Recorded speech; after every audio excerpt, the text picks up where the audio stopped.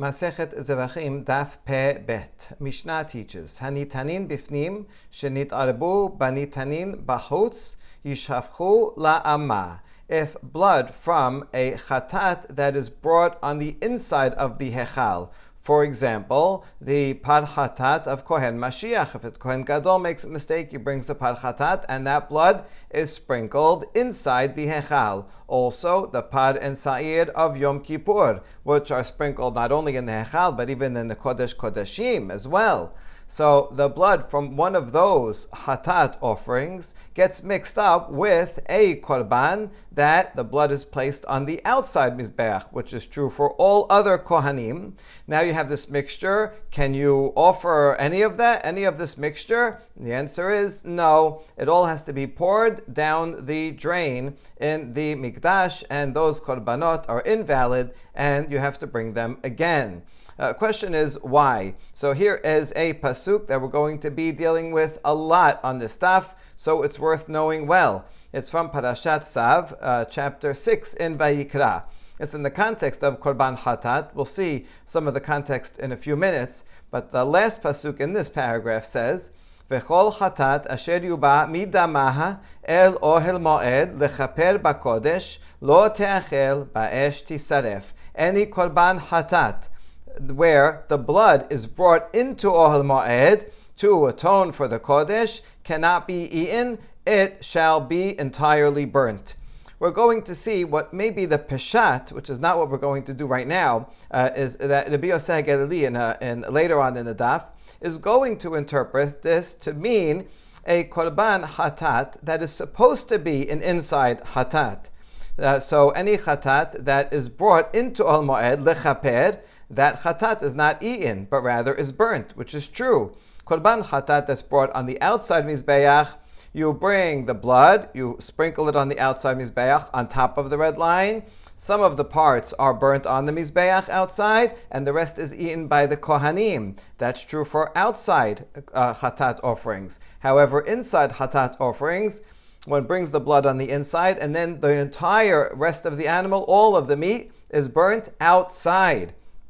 So simple reading is talking about that, because beforehand it says that the kohanim should eat it. That's talking about zot torat hachatat, and says where you should do the shechita in the same place as the olah on the northern side, and the kohen that serves it should also yochelena b'makom kadosh teachel. He has to eat it in the temple courtyard, and so on. And so now it's saying, oh, by the way, that's true for most korban hatat offerings that are sprinkled outside, but for the ones that are brought inside, no, do not eat them. They have to be burnt. Okay, that's one interpretation. That will be the interpretation of Rabbi Yosef Galili. But that's not the interpretation we're assuming right now for the purpose of this Mishnah, but rather, here we're talking about a korban hatat, blood. That the blood, it's an outside korban. It's supposed to be brought only on the outside. And then if someone, kohen, whoever, brings it inside, that's a problem. You're not allowed to bring outside blood inside. And therefore, if you do that, then the animal is invalid and you have to burn the whole thing. That's how we're interpreting it. And so we see from here that any korban that is supposed to be on the outside, sprinkled on the outside, and then you bring the blood in the inside, then that's it. You cannot sprinkle it if you bring the blood in the inside. And so that would affect this case, where you have inside blood and outside blood mixed together. You can't bring it inside, because once you bring it inside, then you cannot sprinkle it outside. So then you'll say, well, how about if I sprinkle it on the outside mizbeach first, and then bring it in inside? Once I sprinkle it outside, then that korban, the outside korban, will be fulfilled, right? And then I'll bring it inside and sprinkle the mixture there. Well, lechatechila, you cannot do that. But the Mishnah continues and said, b'diavad, actually that would be okay. Natan bachus v'chazav natan bifnim kasher. If you gave it on the outside and then sprinkled it on the inside, then it is kosher. The Gemara will explain why you cannot do this lechatechila. And now we're going to qualify which type of blood is this a problem for in that pasuk. Notice this pasuk says kol hatat. So a hatat offering, it's an outside hatat, that's how we're interpreting the pasuk now. An outside hatat whose blood is brought inside the Ohel Moed, that becomes pasul. So that's true certainly for korban hatat. But what about other types of korbanot? It's a machloket, 3 ways. בפנים בחזה ונתן בחוץ, רבי עקיבא פוסל, חכמים מכשירים. שרבי עקיבא אומר, כל הדמים שנכנסו לכפר בהיכל פסולים. חכמים אומרים חטאת בלבד. If you had blood that is inside, and then you go and sprinkle it outside, in other words, it's an outside korban, and you bring the blood inside, then it's no longer valid. Rabbi Akiva says no longer valid. So again, chazar natan bachutz bifnim. If you bring it inside, it's supposed to be done outside. You bring it inside first. Now you're not supposed to, because now you bring it outside and you want to put it on the mizbeach. Rabbi Akiva says no good. Hachamim say it's okay, even though you brought the blood inside the hechal and you bring it out back outside, you can still use it. Why? Because Rabbi Akiva says all bloods of all korbanot that go lechaper bahechal, that go into the hechal when they're not supposed to. These are outside korbanot, which is true of korban chatat that's outside, and all other korbanot are only sprinkled outside. That's pasul. So in other words, according to Rabbi Akiva, that pasuk already, although it says kol chatat, he's going to interpret it, we'll see why, to apply to all types of korbanot. However, Chachamim take it literally and say, chatat bilmad. Only an outside korban chatat, whose blood is brought inside the ohel moed, that becomes pasul. But other types of korbanot, if you bring it inside, it's still okay. Rabbi Eliezer omer, af ha'asham shenemar kachatat ka'asham. Rabbi Eliezer just is an in-between opinion. He says, although the pasuk says hatat, blood that's brought inside is no good, but that's true for Asham also, because a few pasukim later in the next chapter it's going to say that the Asham is like the hatat. In what way? In that if you bring Asham blood that's supposed to be outside and you bring it inside, also that will be pasul. So that would mean, according to the Rabbi Eliezer, any other type of korban olah, korban shelamim, or anything else, and according to Chachamim, even Asham blood, if you do bring it inside, then so you could bring it inside first, and then if you have a mixture, you could take the mixture, bring it inside first, sprinkle it, and then bring it outside, and that would be okay. So actually, this line over here is true for hatat, according to everybody. You have to pour it down the drain. But if it's other type of korbanot, then according to Rabbi Akiva, it's always pasul. This line is true for Rabbi Akiva in all cases. But according to the other opinions, in some cases, you don't have to pour it down the drain, definitely for korban hatat. According to Rabbi Eliezer, also for korban asham, you have to pour it down the drain. All right, that's the Mishnah. Now the Gemara asks, "V'niflog name Rabbi Eliezer beha." Rabbi Eliezer, even though Rabbi Eliezer said, okay, hatat and asham, you have to pour it down the drain. But why? Remember, Rabbi Eliezer is the one that said in previous Mishnayot, he was very lenient, and he said, we can consider blood like water. Remember, he said if you have blood that's supposed to be on top of the red line and below the red line, so you sprinkle on top of the red line and consider the below the red line stuff as water, and so it's okay, you sprinkle it above, then you sprinkle it below, and then you fulfill everything. Why not say the same thing here? You have this mixture, okay, so why not consider the outside blood like water and bring it and sprinkle it in on the inside, and then go and sprinkle it on the outside and consider the rest of it like water. And why not be able to bring everything? Okay, let's see. Hechi la'abid. How do you want him to do it? What order? Netib bachutz v'hada netib lifnim. You want him to sprinkle it outside first and consider the inside stuff like water, and then go and put it inside and then consider the outside like water? Should you do outside first and then inside? כשם שהמצווה להקדים עליונים לתחתונים, כך מצווה להקדים פנים לחוץ. You can't do that because just like it's a mitzvah to do the upper bloods before the lower bloods. In other words, if you have all outside bloods, you have korban hatat and korban olah separately in an ideal case. Then you have to bring both of them. Which one should you bring first? The answer is that you should bring the korban hatat first above, and then you should bring the korban olah. The reason makes sense. You should first atone for your sins, and only then you bring an olah offering, which is a gift. You shouldn't bring a gift before you atone for your sins. It's like if you do something wrong to somebody and they're angry at you, first you apologize. Okay, now that you accepted the apology, then you can give them a gift. You don't give them a gift first while they're still angry. You have to apologize first. So Hashem doesn't want a korban olah from a sinner, first atone, then you're good, you reconciled, you repented, and then you could bring the lower one. So just like you bring the korban hatat before another korban that you'd bring below, so too it's a mitzvah to bring the korban hatat that is sprinkled inside before the outside one. The korban hatat for inside, those are more important korban hatats. That's for communal, for Yom Kippur, for the Kohen Gadol, and so that type of korban hatat has to be done first. So therefore, when you have this mixture of inside and outside, you have to bring the inside ones first. Those are korban hatat, and the most important ones, and only then you could bring the outside ones. So we can't bring the outside and then the inside. Okay, so let's try again for the Eliezer the other way around. V'netib lifnim, v'hadar netib lahut. So why not bring it inside and then bring it outside? Although you're right, for the Eliezer, you could in fact do that for other types of mixtures. If you have a mixture of inside hatat together with shelamim or together with olah, so then you could do that. It's true. But the reason why the Mishnah didn't mention it is because since it does not work for chatat and asham, because the Eliezer says that once you bring the blood of chatat and asham outside chatat and any asham inside, then the korban becomes invalid. So you cannot bring it inside and then sprinkle it outside. So since you can't do it for chatat and asham, so the Mishnah did not mention it because it wants to mention it categorically. According to Eliezer, you can always do that. But in fact, it's true, according to Eliezer, you would be able to bring inside first and then outside for a mixture of inner chatat with any other korban besides chatat and asham blood. Next, Shehaya Rabbi Akiva Omer. Rabbi Akiva said, although the pasuk talks about hatat, that applies to any blood that's supposed to be sprinkled outside, and you bring it inside, it's no good.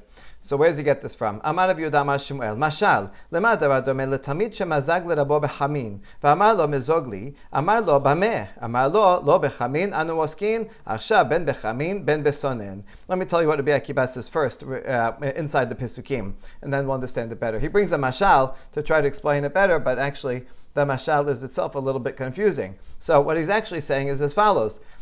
When you start from here, Pasuk 17, Zot Torat HaChatat. Here are the laws regarding Chatat. It tells you where to do the Shechita. It says to eat it. It says it talks about touching it. And then it says, Uchli Cheres Asher Tibushal Bo Yishaber. If you take the korban, this is a korban hatat, where the kohanim are going to eat most of the meat. Now they're going to eat it cooked. And so they're going to cook it. If they cook it in an earthenware vessel, then you have to break it afterwards. Not right away, because the problem is that it becomes notad eventually. You have the taste of the korban hatat, which is permitted for one day and one night. So that's fine. You can use that. You can cook in it, and you can use it while it's edible. However, the next day, even if you eat all the meat, the taste of the meat is absorbed into the pot, and that pot, since it's made out of earthenware, cannot be cleansed and has to be broken. So it's a one-time use. However, if it's cooked in nehoshet, in metal, then you scour it, you clean it well, and rinse it, and then we would say you dip it. And then it's okay. I'll say it's a pot that you boiled on the fire, so then you boil it on the fire, and it will be okay. This is one of the places that we learn the laws of koshering pots and pans from. Okay, so over here also is another law that is talking about korban hatat, because it's notar the next day, any of the absorbed material and taste, and therefore it has to be cleansed. And then it says, okay, the kohanim can eat it, another law about eating, and then it says korban hatat. So the question is, why does it have to take v'chol hatat? The entire paragraph before this was talking about a korban hatat. So you could just say, and then just say any animal that is brought in, you just continue. Just say, asher yubad midama elol moed, v'chol asher yubad dama. You don't say v'chol hatat, just say v'chol asher yubad dama. And I know it's talking about korban hatat from the context. Therefore, Rabbi Akiva is going to argue that if you're already talking about korban hatat and then you specify korban hatat, it's actually to tell you that this applies to any korban. Here's his mashal. It's a parable. What is it similar to? To a student who is mixing wine for his rabbi. They would have pure wine, it was very strong, and so they would mix it. Sometimes they'd mix it with cold water, sometimes they'd mix it with hot water to get different tastes. So if the student was mixing for his teacher with wine with hot water. And then the teacher said, mizogli, make me a new mixture. Now, why is he saying a new mixture? Why not just continue? So the student says, with what? Do you want hot or cold? And the teacher says, well, until now you were making hot, right? So if I'm telling you now, make another mixture, so that means don't only make hot from now on. Now, you know what? You can choose, make hot or make cold. But the point is that if you're saying a new commandment, and that means you can change from what came before. And if before was only chamin, then the new one can be anything. So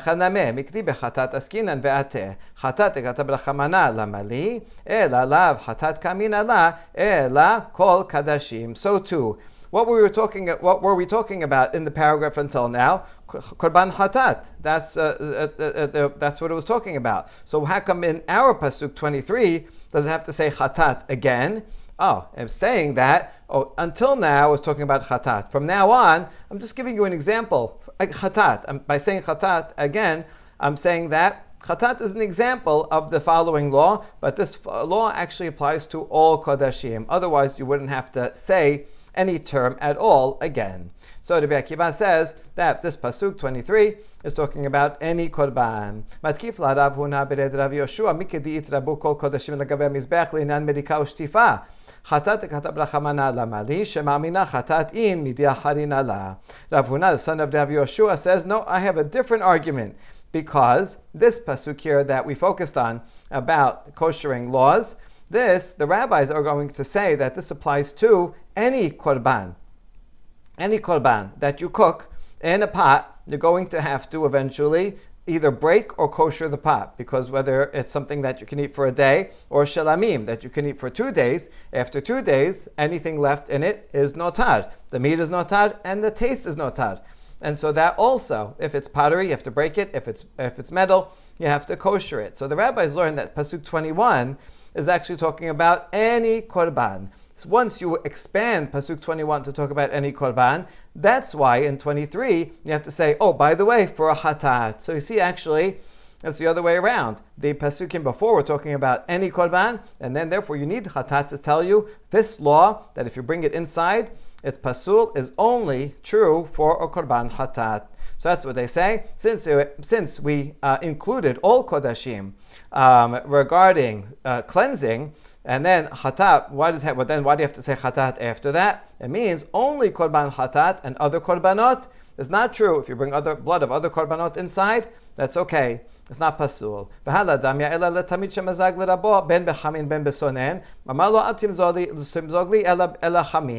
Rav Huna has a different mashal.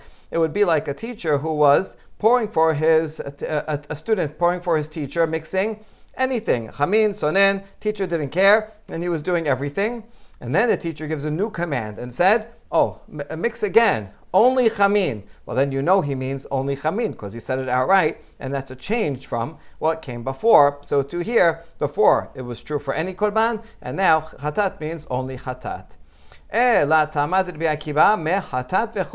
Now, since we rejected that reasoning for the Rabbi Akiva, because it's actually, if you're going to look at the context, you would actually have the opposite mashal, and going from universal to this particular. So now we give a new explanation, a new source for the Rabbi Akiva, because it doesn't just say chatat, it says kol chatat, and it also has an extra vav, vechol chatat. And so that from that extra word, kol chatat, we learn that this is true for other korbanot. Tanya, chatat, enli ela chatat, kodshe kodashim minayin. If it says chatat, I only knew this is true for an outside chatat that you bring inside, that the korban is pasul. That what about other kodshe kodashim, like korban olah or asham? Talmud lomar kol chatat. That's why it has the word kol. Fine. Kodshe kodashim kalim yinayim. How about for other things like shelamim that you bring inside? How do you know that blood also will make the korban pasul? Talmud lomar vechol chatat. The vav adds all, even kodashim kalim. So that's Rabbi Akiva's source. But we're going to bring a problem also here. Amar lo Rabbi Yosef HaGalili, afilu atamar bekol hayom kulo ani shomei alecha. Rabbi Yosef HaGalili says, even if you bring ribuyim, inclusions, all day long, I am not paying attention to you. You just have a kol and a vav, and you could add anything. You could do it in lots of ways. How do you know what's supposed to come add? Ela chatat, en li ela chatat yachid. Chatat tzibur minayin, Talmud omar kol chatat, ve'en li ela chatat zachar. Chatat nekeva minayin, Talmud omar vechol. Rabbi Yosef HaGalili says, I can reason like this. From the word chatat, I only know that regarding a chatat that an individual brings. How about a communal chatat? That's why it says kol. And then I only know from the kol if it's a male animal. How do you know that a chatat that's a female animal? Oh, the vav, vechol. So you see that if you're just adding for ribuyim, you can add ribuyim in other ways and just to include all korban chatats. And there's not necessary to add all korbanot. Now we're going to be Yosef HaGalili, we just clarify something. Actually should be the opposite. You said that we would assume male ones, and how do you know female ones? But most korban chatat are actually female, so we should include the female first. So okay, we do that. From the word kol, we would know chatat that's a nekeba. Chatat zachar minayin, Talmud omar v'chol chatat. How do you know if a korban chatat is a male animal? Also, it's included in this law that if you bring the blood inside, it's no good. That's from the vav v'chol chatat. And so Rabbi Yosef HaGalili really says that you can't learn from a riboy because you could use the riboy in a different way. Now we ask about Rabbi Yosef HaGalili himself. Is that true that Rabbi Yosef HaGalili uses this pasuk v'chol chatat to teach me that all types of korban chatat are prohibited if you bring them, or outside korban chatat are prohibited if you bring them inside? V'atanya, Rabbi Yosef HaGalili omer, kol ha'inyan kulo eno medaber ela beparim hanisrafim us'irim hanisrafim lisrof pesulehem abet ha'bechira v'la'amod belo ta'aseh al achilato. A Braita teaches that according to Rabbi Yosef HaGalili, this is what I was referring to at the beginning, when we first looked at that pasuk, he says, this entire pasuk here is only talking about parim that are burnt inside. Parim that the blood is brought inside, and if the blood is sprinkled inside, like the pad on Yom Kippur and the pad Kohen Mashiach, then the rest of it is burnt. The rest of the body is burnt outside. And Sa'id, Hanisrafim, like the Sa'id of Yom Kippur. And this pasuk is teaching me that, first of all, those korbanot that are sprinkled inside, if it's done in a valid way, then the body, the rest of the animal, is going to be burnt outside of Yerushalayim. And furthermore, the pasuk teaches that lisrof pesulehen abet habechira. If something goes wrong with that korban, then its body is going to be burnt in the temple, bet habira, where other korbanot that are pasul are burnt. And it also will teach v'la'amod belo ta'aseh al achilato, that one is not permitted to eat these korbanot, whether valid or invalid. Even if it's valid, these are inside korbanot, and inside korbanot are burnt. They'll be burnt in different places depending on whether it's valid or invalid. And therefore, this entire pasuk, pasuk 23, is entirely talking about inside chatat offerings. And according to the Yosef HaGalili, has nothing to do with the outside korbanot that are brought inside. And so Rabbi Yosef HaGalili, he uses this pasuk for something else entirely. So why does he say this over here? We're going to answer that question in a second. But first, we want to know, the Braita continues, and the rest of the sages ask Rabbi Yosef HaGalili, Amru lo, chatat shenichnas dama lifnai v'lifni minayim. Okay, if you're using this pasuk 23 to teach me about inside korbanot, then how about other korbanot, like a regular chatat and outside chatat, whose blood is brought inside? Don't you agree that is pasul? He does agree. Well, where are you going to learn it from, if not from this pasuk? Rabbi Yosef HaGalili answers, Amar lehen, hen lo hu ba. From a different context altogether. This is on Bayom HaShemini, on the 8th day of the consecration of the Mishkan, when Nadav and Avihu die. And then Moshe after that is checking, and he sees that the Korban Chatat was burnt and not eaten, and he gets upset. And he says, how come, Aharon, how come you did not eat the Korban Chatat? And he says, behold, the blood was not brought into the sanctuary within. We learn from here that had its blood been brought into the sanctuary, then it would become pasul. It's a korban chatat. It's an outside chatat. And the blood was not, if it was brought in, then I understand why you burnt it. But the blood was not brought into the sanctuary. Therefore, it was a valid korban. Therefore, Aaron, you should have eaten it. Aaron says, oh, it's a sad day for me. How could I do this? And Moshe accepts that. But we see from here that Moshe is giving a qualification. You only eat a korban chatat, an outside korban chatat, if the blood was not brought in. So we learn from here that a korban chatat whose blood is pasul. So Rabbi Yossi learns the same law. He just learns it from another pasuk. And this pasuk 623, he learns for the laws of inside korbanot. And therefore we ask, how come Rabbi Yossi said to Rabbi Akiva, oh, I need this pasuk. You're going to bring a ribui all day long. I can do a different ribui of hatat. Kol hatat vav is to add all kinds of korban chatat offerings themselves. So what does he mean? The dvarav de Rabbi Akiva kamar. The answer is Rabbi Yossi himself learns the law that outside korban chatat that's brought inside is pasul. He learns that from Vayikra 10. And over here, when he says, oh, I can use this pasuk to learn this law, he was just responding to Rabbi Akiva. And he was telling Rabbi Akiva, no, if you're going to use a ribui, I could do a ribui differently and limit the law only to various types of korban chatat. And therefore I reject your derasha. But he was saying, according to you that you have ribui, oh, I could do the ribui differently. But Rabbi Yossi himself actually learns it from a different pasuk altogether. Next Mishnah. Hatat shekibel dama bishne chosot yasa echad mehen nachutz hapinimi kasher. If you have a korban hatat and the blood of that same animal, one animal, is received in two different cups. Now, you could use either cup for sprinkling, but here's the problem. One of the cups was taken outside of the mikdash. You're not allowed to take the blood outside the mikdash. So for sure, that cup that went outside the mikdash is going to be pasul. You cannot use that.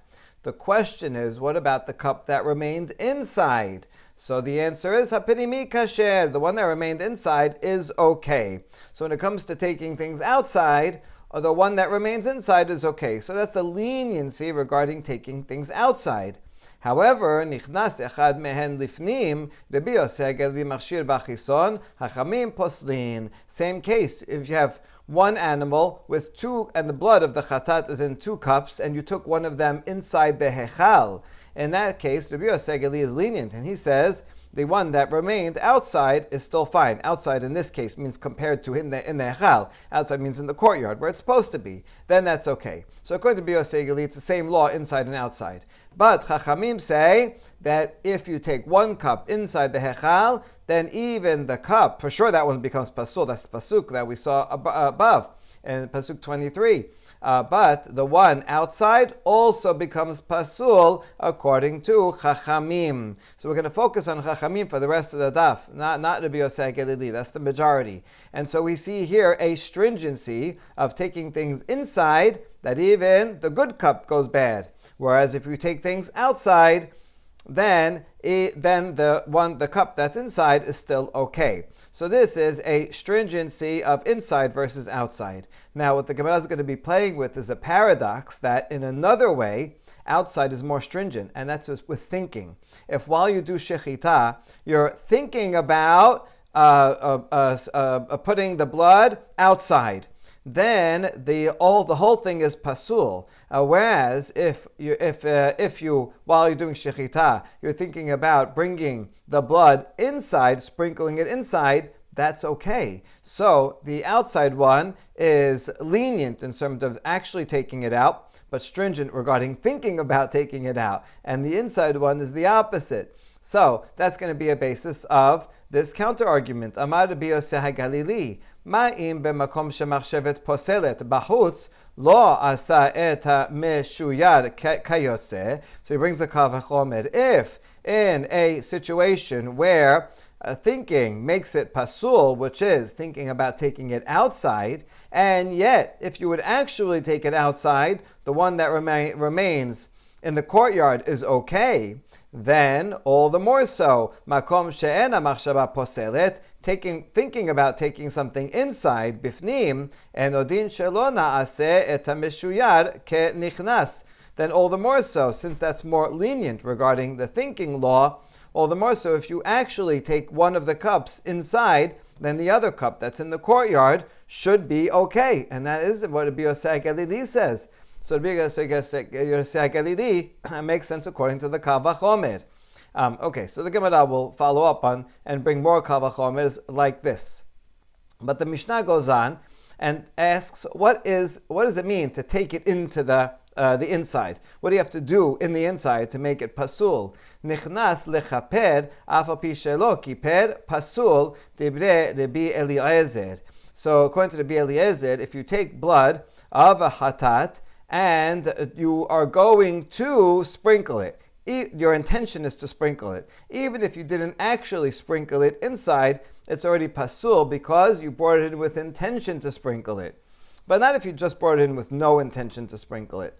Rabbi Shimon omed ad shechaper. Rabbi Shimon is more lenient and says only if you actually sprinkle it in the sanctuary, then it will make all the blood, even the one that's in the courtyard, pasul. But if you didn't actually sprinkle it, then it's not a problem.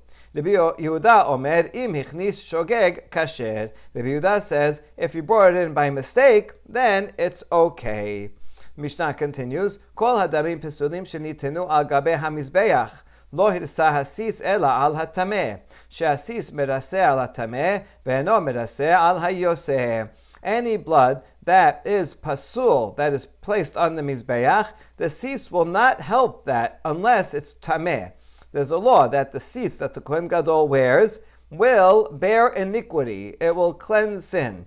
And that means it will account for tum'ah. If the blood is tameh and one puts it on, you're not supposed to put it on, but if you do, the korban is still valid. That's a special law that the sis takes care of tum'ah.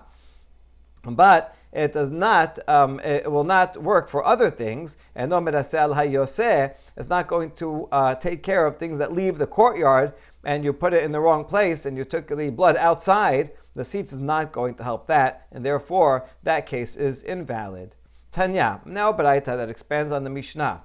Amar Rabbi Yosei HaGalili, Kal Vachomer, Uma b'makom shemachshava poselet b'chutz lo pasal dam sheb'chutz et shebifnim. Makom she'en machshava poselet bifnim, en odin shelo yivsol dam shebifnim et sheb'chutz. This is a repetition of the Kal Vachomer that he has in the Mishnah. If in a case where machshava, a wrong intention, makes something pasul, that would be thinking about bringing the blood outside, sprinkling the blood outside. If you actually bring it out, it does not make invalid that which is left inside. Then all the more so in a case where machshava does not pose a problem, which is inside, all the more so if you actually bring it in, then the one that's in the courtyard should be okay. That's a good argument. Amrullah, but the rabbis counter, Harehu omer asher yuva mi dama afilu miksat dama. Going back to that same pasuk, Vayikra 6:23, it says that which you bring from its blood, meaning even a little bit of the blood. So since it says mi dama, even some of the blood, then all of it is disqualified. So we have a pasuk. So the Kal Vachomer, there's nothing wrong with your Kal Vachomer logic. Rabbi Yosei HaGalili, that logic does in fact make sense. But the pasuk says that even if you bring some of the blood in, then all of the blood is no good. So the pasuk is going to override the Kal Vachomer. Amar lehem, Rabbi Yosei HaGalili has another claim. Kal Vachomer la yoseh me'ata. We can bring a Kal Vachomer the other way around, to someone who brings it out. Uma b'makom she'en machshava poselet bifnim.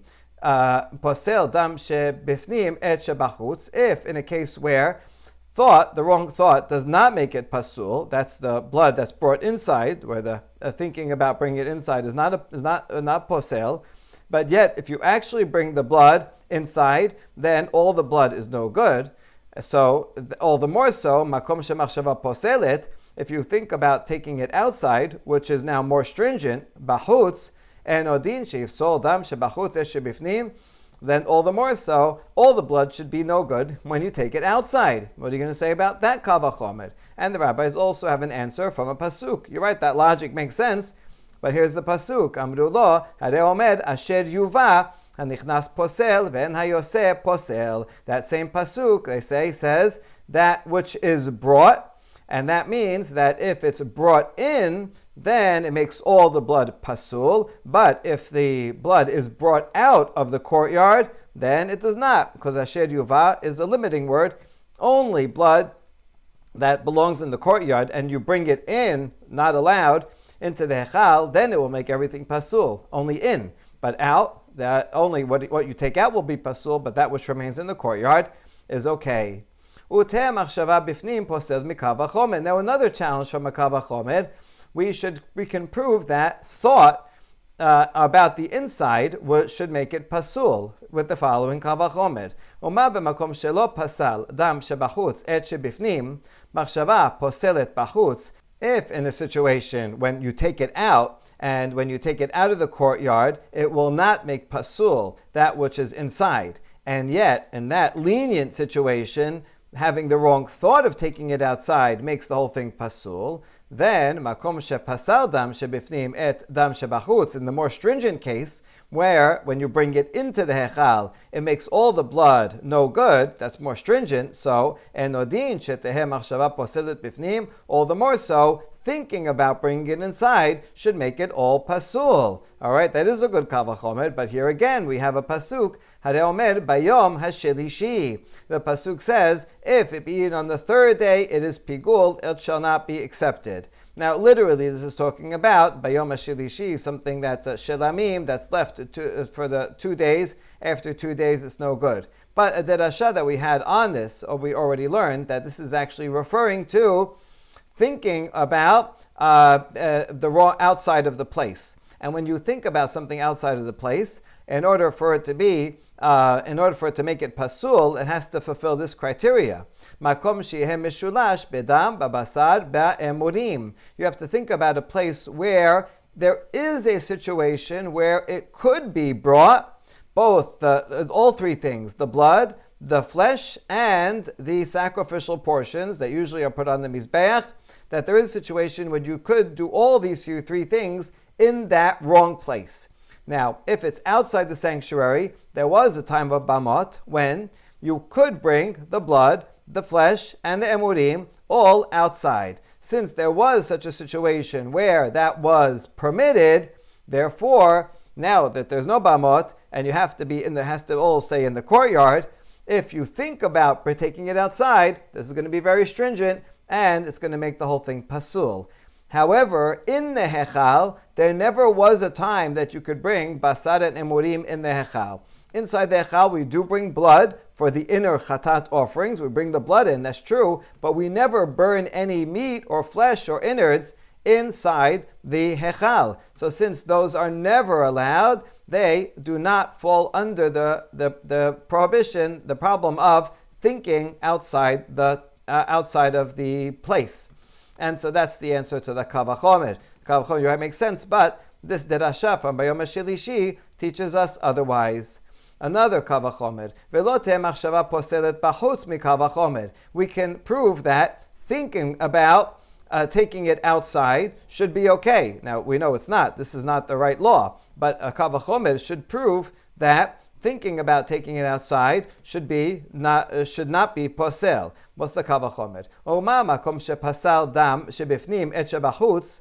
If you bring the blood inside, then all the blood becomes pasul. So that's a stringent case. And machshava posel bifnim. Yet thinking about bringing it in is not posel. Makom shelo pasal dam shebachutz et shebifnim. Then a case of taking it outside, where it does not make all the blood pasul. So taking it outside should be more lenient. And odin shelo yehe posel machshava bachutz. Then all the more so, thinking about taking it outside should not make it pasul. And yet the law is that it is pasul, and that's because this kal vachomer is overridden by the following derasha. Talmud omar shirishi chutz lizmano pigul chutz limkomo. This pasuk that we've seen and learned before a few times says shirishi on the third day. The third day means chutz lizmano. If you think about pigul, if you think about eating it outside the time, then it becomes pigul. We learn that from Yom HaShilishi. And from the word pigul itself, which is a repetition,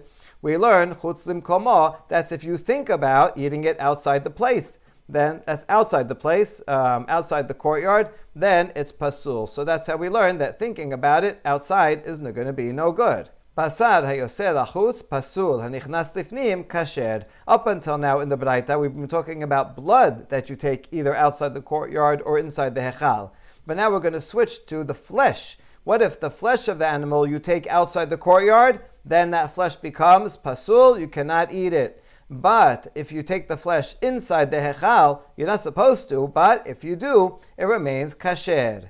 Sheyeheh badin shepasul. Now, another kal vachomer. We could have learned based on a kal vachomer that the flesh that you bring into the echal should be pasul. Uma b'makom she'lo pasal dam shebachutz et shebifnim basar hayoseh lachutz pasul. If in a situation where the blood does not become pasul, because if you take the blood outside of the courtyard, then the blood that remains inside is still okay. And yet, in that case, flesh that you take outside is pasul. If so, makom shepasal dam shebifnim et shebachutz, taking the blood inside is more stringent. Therefore, taking anything inside should be more stringent. And so you'd expect that basar nichnas bifnim and odin sheyivsol, that flesh that you bring inside, all the more so should be pasul. That would make sense for a kal vachomer, but that's why we have a pasuk. Back to Vayikra 6:23, and it omer mi damah. Dama velo basar. If you take from the blood only, that's a limiting word, the blood will become pasul. If you take it inside, all the blood is pasul, but that applies to blood only, and not flesh. Flesh that you take inside is okay. Another kal vachomer me'ata, uma b'makom shepasal dam shebifnim et shebachutz, basar nichnas lifnim kasher. If in a case where you take blood and you bring it into the sanctuary, the blood that remains in the courtyard is okay, and yet in that case of going in, any flesh that you bring in is kosher. So if in that case the flesh is kosher, makom shelo pasal dam shebachutz et shebifnim, if you take blood outside of the courtyard and then the other blood still remains okay, so this case is more lenient, all the more so, flesh that you take outside should be kasher based on this kal vachomer.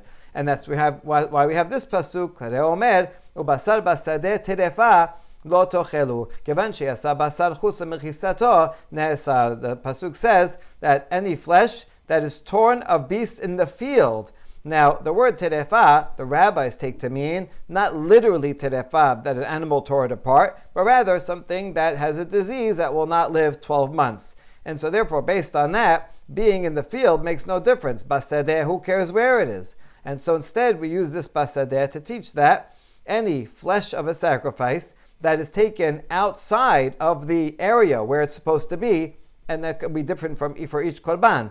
If it's kodesh kodashim, taking out of the courtyard will make it pasul. If it's kadashim kalim, then taking it out of Jerusalem will make it pasul, and we learn that from this pasuk.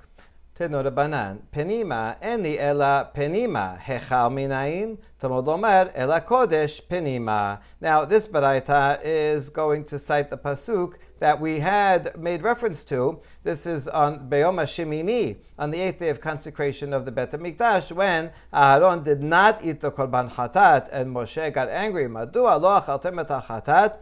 And he says, Hen lo huba et dama ela kodesh penima. Rabbi Yosef Galili learned from this pasuk that if you have a regular korban chatat that's supposed to be outside, and you bring the blood inside, then you're not allowed to eat it, you have to burn it. And so we learn from here. Now it has a double language, Ela Kodesh and Penima. Ela Kodesh is already into the Echal. So what's Penima? Inside. What are these two words coming to teach me? So it says Penima. I would only know Ela Penima, meaning the Kodesh Kodashim. If I only had the word Penima, I would say, if you bring blood into Kodesh Kodashim, that's not supposed to go there. We're talking about an outside Chatat, then it will be pasul. But what about into the kodesh, into the hechal, where the mizbach haketoret is? Would that also make it pasul? That's why you have the word el hakodesh. So el hakodesh teaches me into the first part of the hechal. Penima teaches also into the kodesh kodashim. Now we ask about this baraita.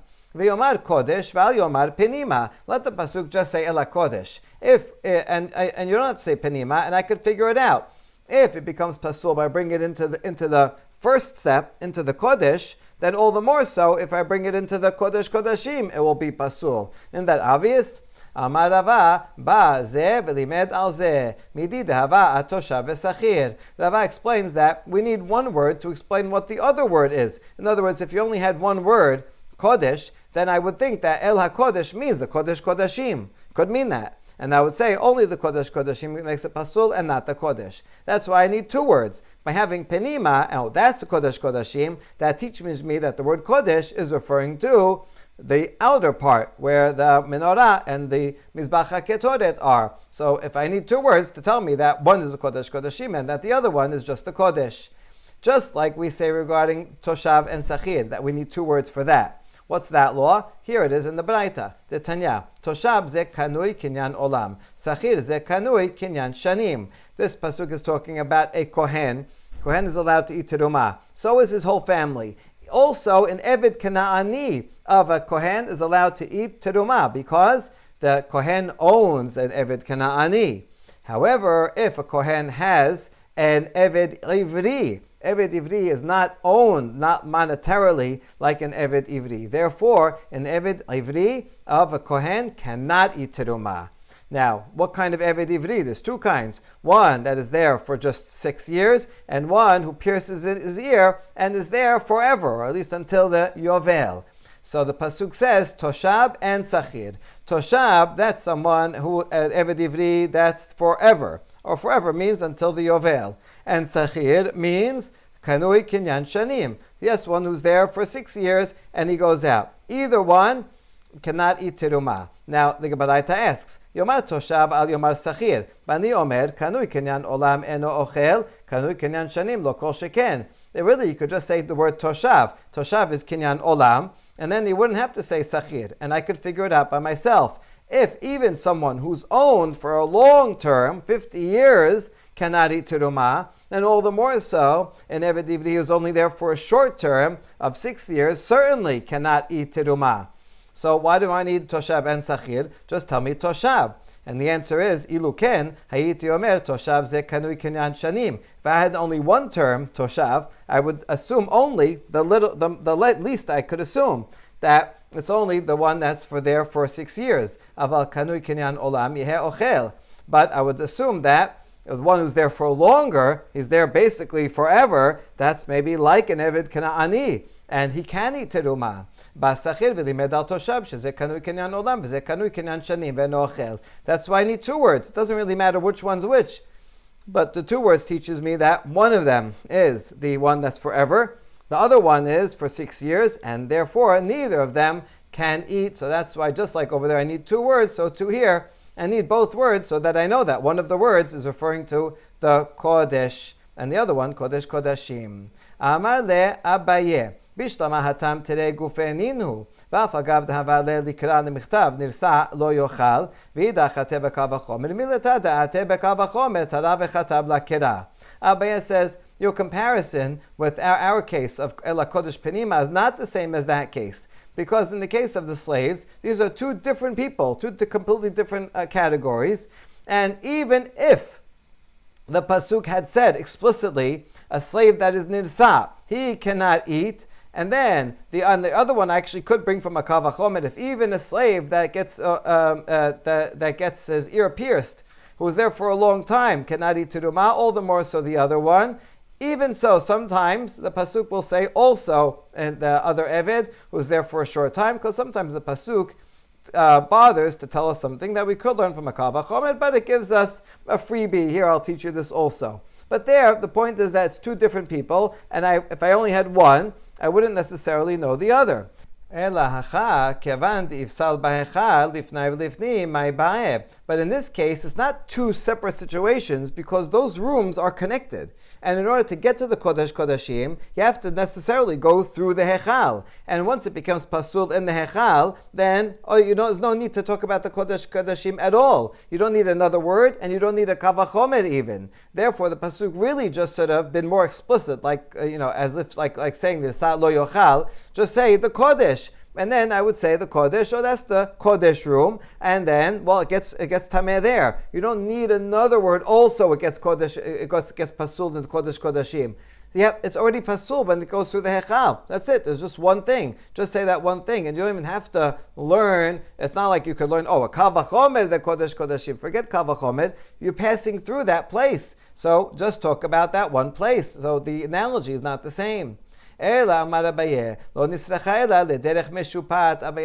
you know why we actually do need two words, Ela Kodesh and Penima? Because it actually is possible to get to the Kodesh Kodashim through the roof. You could go up on top and then down from the roof and get into Kodesh Kodashim without passing through the Kodesh, and still it would be Pasul. So that's in fact why we do need two terms, just like we have two terms for the two types of slaves. Teach me that they're both included. It is possible to get to Kodesh Kodashim without the Kodesh, so you have two terms. Amar le Rava, Rava says, but the pasuk says bringing it right through the. So it sounds like through the regular way. Hen lo huva, says huva. It wasn't brought in, not dropped in from the roof. And so it's still referring to the regular way. So back to the question. Ela amar Rava, kol midi dehashib ale lifnai v'lifnim la mifsil b'hechal. Instead, Rava says anything that is where you intend to bring it into the Kodesh Kodashim will not be disqualified when you bring it to the Kodesh. In other words, when you bring something to the Kodesh and that's your destination, is in the Kodesh, the outer room, then it becomes Pasul. But if you are just passing through, you're allowed to pass through and it will not be affected by the Kodesh. So if you're thinking, I'm bringing in this into the Kodesh Kodashim. Okay, just go through and you will not be affected by the status of the Kodesh. And so that's a law, that really you could, not by going into the roof, you're allowed to go through the Hechal without it becoming Pasul in the Hechal, since your destination is the Kodesh Kodashim. And therefore, if you didn't know that Kodesh Kodashim makes it Pasul, you might think that you're allowed to pass through, go straight to Kodesh Kodashim, and it will still be okay. And that's why I actually need both words, that if my destination is the Echal and they go to the Echal, it's no good. And also, if my destination is Kodesh Kodashim and I go to Kodesh Kodashim, also it makes it Pasul. Now a set of questions that are going to end with a teko. Now we're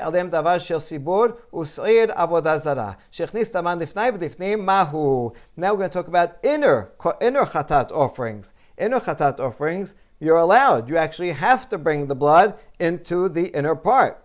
But what if you bring it too far in? And seir avodah zarah, both of those things you bring into the Kodesh, into the Hechal, but not into Kodesh Kodashim. Good, so you're allowed to bring it to the Hechal. You're supposed to sprinkle it onto the Parochet and onto the Mizbach HaKetoret. But let's say you go and you bring it into the Kodesh Kodashim.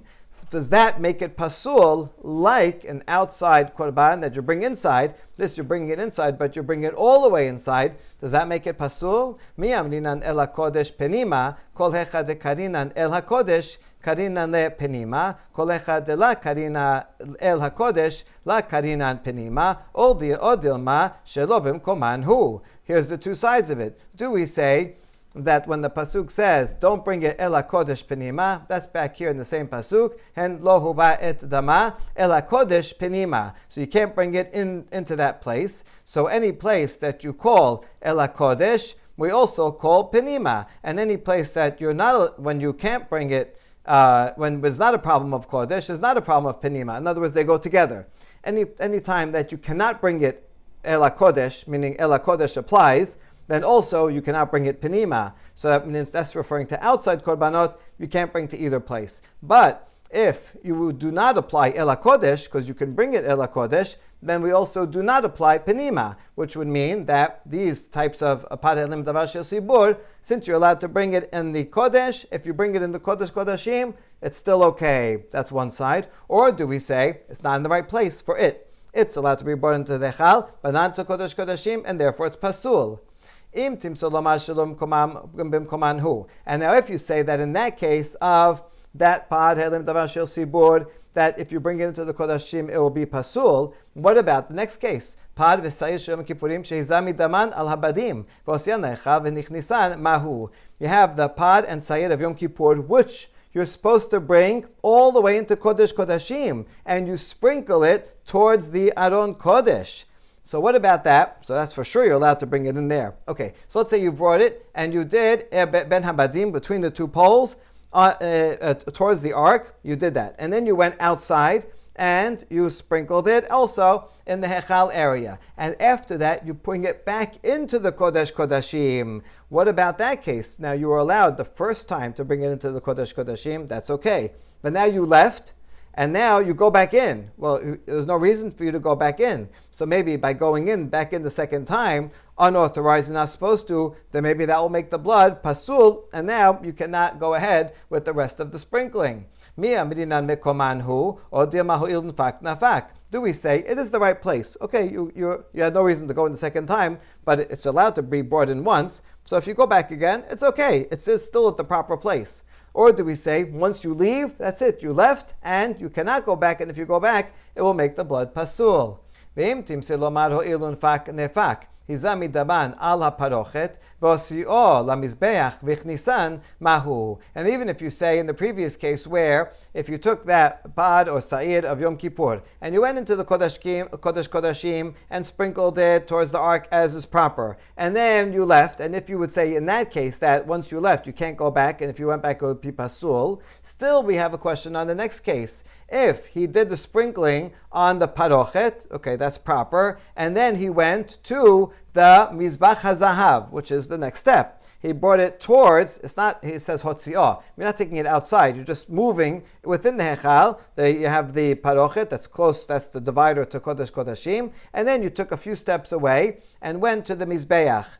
Now what if you went back and a few steps closer, back to towards the Kodesh Kodashim, towards the curtain. Not all the way into the Kodesh, because we already established according to this, if you go back into Kodesh Kodashim, it's no good. But what if you went back to the place of the Parochet? Would that be called going back in? It's too far in, because the Pasuk says about going to the Mizbeach that you go out to the Mizbeach HaKetoret. Even though you're not going outside, it's further away. So going closer towards Kodesh Kodashim, is that going to be considered a place that you're not supposed to go? Do